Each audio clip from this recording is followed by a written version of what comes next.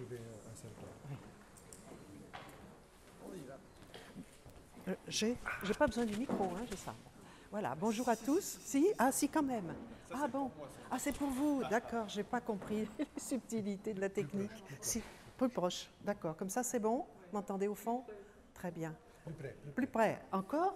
Oui, bon. Comme une glace. Comme une glace. Faut que je lèche? Non, pas jusque-là. Donc bonjour à tous, merci d'être là et je reconnais un certain nombre d'entre vous que j'ai déjà rencontrés l'année dernière. Je pense que vous êtes intéressés par l'apithérapie, sinon vous ne seriez pas là. Donc Lilian a fait une présentation que toujours je trouve épatante parce qu'il sait mettre à la disposition de tout le monde des connaissances scientifiques qui pourraient être présentées de façon beaucoup plus, plus difficile à comprendre. Voilà. Et il a l'art de rendre les choses accessibles à tout le monde. Donc ma présentation porte sur le pollen et ses liens avec la médecine traditionnelle chinoise.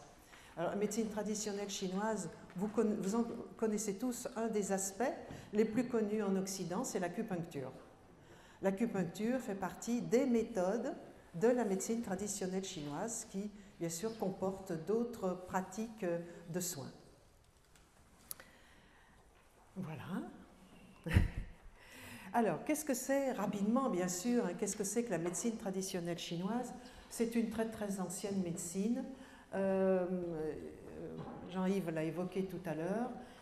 Au centre, vous avez un personnage qui est l'empereur jaune, qui a vécu à peu près 2500 ans avant Jésus-Christ et qui a écrit deux ouvrages dont l'un est toujours utilisé comme référence par les thérapeutes chinois, les médecins traditionnels chinois, encore aujourd'hui, c'est le Sowen.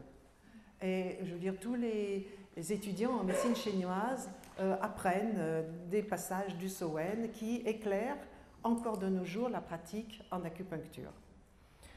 La médecine chinoise se fonde sur un principe qui est complètement différent de celui de la médecine occidentale, sur le principe de l'existence du qi, que vous trouvez représenté dans le logo, l'idéogramme qui est en bas à gauche, là, que Stéphane vous montre.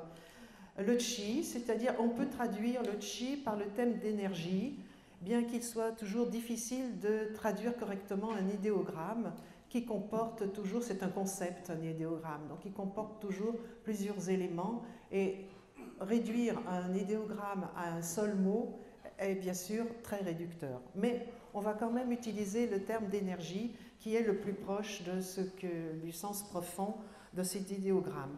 Que représente cet idéogramme? Eh bien, vous avez en bas du riz qui cuit sur le feu, dans l'eau. Donc on trouve déjà la matière, le riz, qui pousse sur la terre, l'eau de cuisson, le feu, et s'élève la vapeur.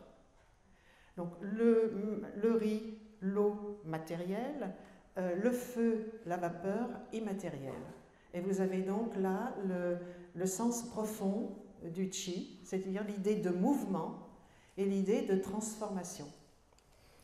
Au-dessus, vous avez également une représentation que vous connaissez tous, parce qu'elle fait l'objet de bijoux, on met ça sur des bagues, sur des pendentifs, hein, c'est le tai chi. Et le tai chi, c'est, comme le nom l'indique, chi, hein, c'est donc la représentation de ce que c'est que l'énergie pour les Chinois. L'énergie, en médecine traditionnelle chinoise, c'est deux puissances, deux forces complémentaires qui s'opposent, mais qui en même temps sont liées l'une à l'autre, le yang et le yin. Le yin est représenté ici par la couleur sombre, noire, et le yang par la couleur blanche. On aurait pu utiliser d'autres couleurs en respectant toujours l'idée de la complémentarité et de l'opposition. Le yin, c'est la matière. Si on veut faire simple, on pourrait faire un long développement sur ce que c'est que le yin, mais disons que c'est, on peut dire que c'est la matière, que c'est la nuit, que c'est les couleurs sombres, alors que le yang, c'est l'opposé.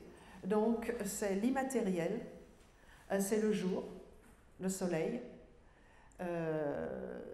et voilà. Le mal.